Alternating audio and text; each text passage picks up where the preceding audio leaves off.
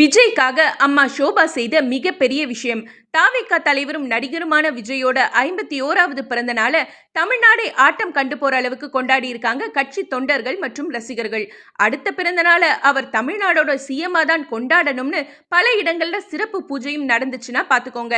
நலத்திட்ட உதவிகள் வழங்குறது, கேக் வெட்டுறது, ஏழை எளிய மக்களுக்கு அன்னதானம்னு பட்டையை கிளப்பிட்டாங்க தாவேகாவினர்.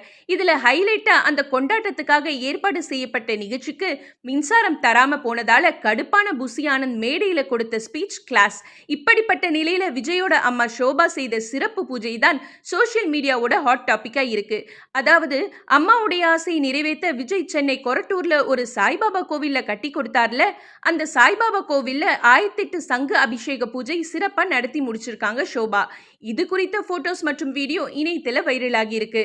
வரப்போற 2026 தமிழக சட்டமன்ற தேர்தல்ல விஜயோட தாவேகா மிகப்பெரிய வெற்றி